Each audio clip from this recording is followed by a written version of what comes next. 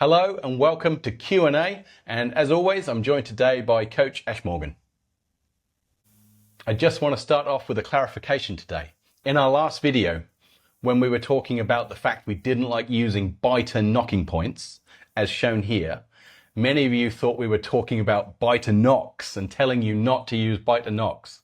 This is not the case. We absolutely love Beiter knocks, but because the Beiter knocking point is it's just not very popular, it's not been particularly successful, many of you didn't even know what we're talking about. So maybe I should have been clearer on that. But Ashe, you agree, we love Beiter knocks, yes? Absolutely, yeah. So Beiter knocks, I would say they're the best knocks that you can get.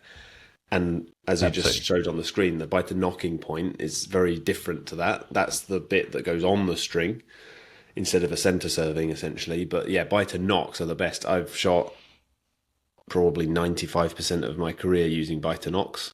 I only shot Eastern pin knocks a little bit, but also if you look worldwide, Beiter knocks, especially the over knocks, 95% of people shoot those. I think I did a video actually on fletchings and knocks, and there was some crazy number. I think it was out of all the medals in Paris, I think one of them wasn't Beiter knocks. It was something ridiculous.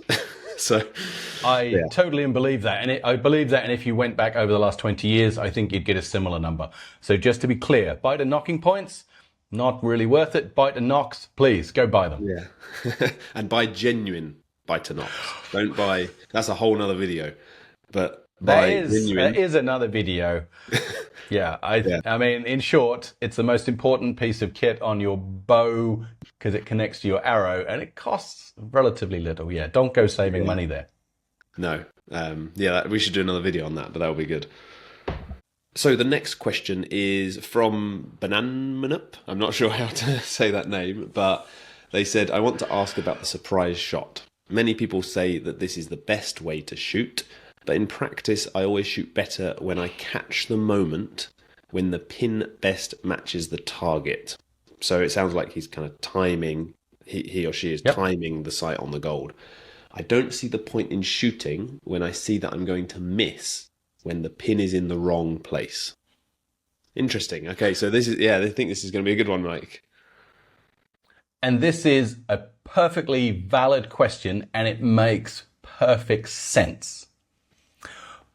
And this is where so in reality, the type of shooting where you pick your moment as your sight is going across, that works well at the beginning, probably works well for a couple of years and takes you to a certain level.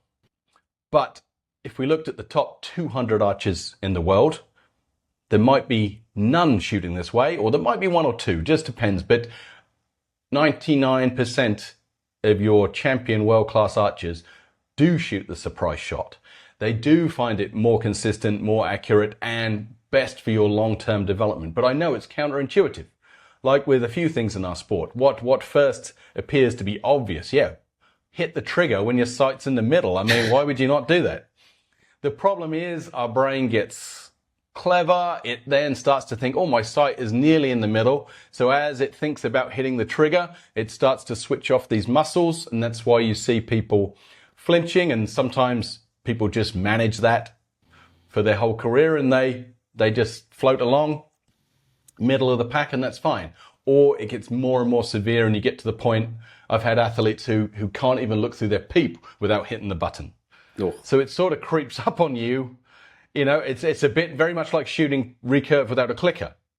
Some people can do it fine. But there hasn't been someone at a world-class event for the last 40 years who's had a performance without a clicker. But you can shoot without a clicker, and why not? You just draw back, and when the sight goes in the middle, let go. It's because the recurve, your brain wanting to switch off these muscles, the recurve shooting magnifies it even more. So yeah, shooting a recurve without a clicker and pressing the button on the release aid when the sight goes across the middle, they're very similar. And I'm sure someone will email me examples of someone winning a shoot somewhere where they do command shoot by commanding the button to shoot. But really it's a super small minority now. And the more you learn to shoot a surprise, the more you learn how to aim. Because if you've just been hitting the trigger as it goes across the middle of the target, you've never really actually practiced aiming. And people's aim massively improves as they learn to do the surprise shot. But I know it's counterintuitive. I know it doesn't necessarily make sense, but when you look at the numbers are overwhelming that surprise shooting is the way for a compound archer to go, just like on the recurve, shooting a clicker is. Exactly. And I was going to ask about this. Do you think they're specifically asking about compound when they ask this question? I do, because they had some other questions and they were compound as well. So yeah, it is a compound question. Like. That's what it sounded like to me as well. And if anyone is recurve that's watching this as well, it's even more important to have that, like you mentioned. One thing I wanted to mention is I made a video ages ago, I can't remember when, about 3D aiming, which kind of sounds a bit weird. But essentially, if you just think of the aiming, like this person has said, as the pin on the target, then in theory, yes, like, okay, you can time it and then you shoot and then it's going to be perfect. But actually, as you know, what happens is not that. The sight is wobbling. And then if you try and time it, at the moment of release, it's probably going to jump away from the gold. So in the video, I can't remember what the title is, but when I mentioned about 3D aiming, I said you need to think of it not in just this plane of the sight pin, but actually most of the important aiming is the direction of the sight into the target and the expansion, obviously different for compound, but the expansion away. Because I don't know if you've ever done this before, but like, even if you aim off the middle, I've tested this many times, even aiming off the middle, but directing into the middle and looking at the gold, your arrow still finds the gold. And it feels wrong because you're aiming at the blue.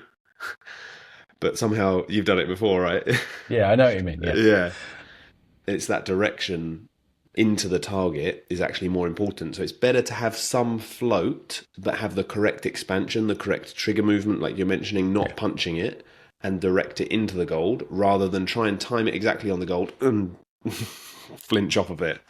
I want to stress, when you try this is not I'll try this tonight at the club, it didn't shoot very well. This is at least a commitment of a couple of months. Yeah. But I've never converted someone to surprise shooting and not had them surpass their results that they'd done beforehand. Yeah, exactly.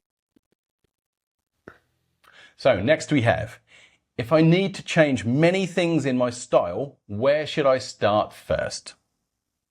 This is good. So as it turns out, we did a video together on this last week, and it's going to be live probably when everyone's watching this already. Yeah, I'll make sure they go up together. Yeah, so definitely check that out. I think the thumbnail says the Korean secret on the thumbnail, so it's going to be easy to find. But yeah, definitely check that video out for that question. And this is what it looks like.